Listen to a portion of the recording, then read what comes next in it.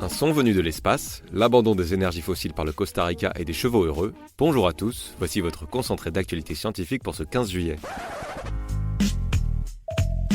La différence entre l'homme des cavernes et nous, c'est le résultat de la science. Et ce n'est pas une opinion, c'est de la science. Notre monde n'est pas si moche.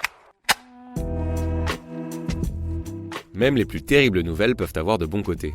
Les vestiges d'un temple ont été découverts à la suite d'un tremblement de terre à Mexico. Le séisme de magnitude 7.1 a chamboulé la disposition d'une pyramide au centre du pays. En s'affaissant, elle a révélé la présence de 2 temples de l'époque des Mexicas, inconnus jusqu'à présent.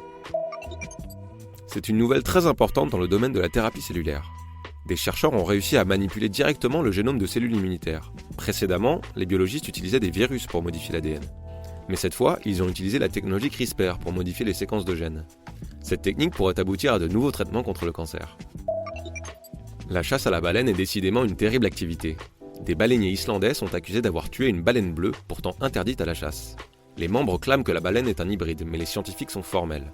Si l'épisode s'avère vrai, l'équipage en question risque d'importantes poursuites judiciaires. Le Costa Rica souhaite abandonner les énergies fossiles pour de bon.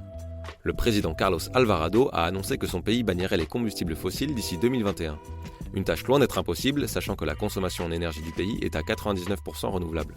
Malgré la difficulté, c'est un bel exemple d'engagement pour l'environnement. Super, j'adore. Alors écoute-moi bien, je vais essayer d'être clair avec toi. Ouais, génial.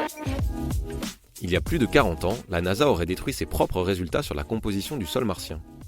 L'incident s'est produit lors de la première mission à la surface de la planète rouge. 2 atterrisseurs vikings ont effectué des prélèvements du sol.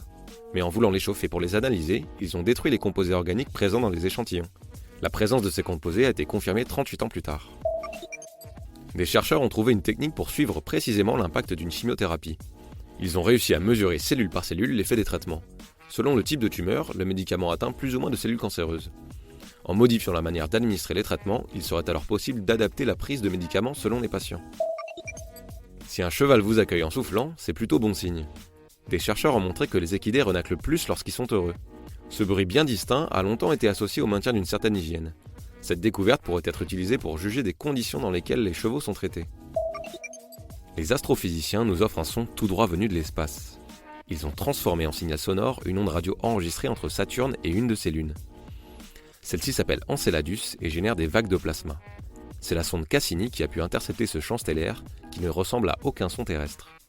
Et voilà, c'est tout pour aujourd'hui. Nous vous disons à demain pour un nouveau concentré d'actualité scientifique. Voilà. Il ne reste plus qu'à vous remercier de votre attention. Au revoir.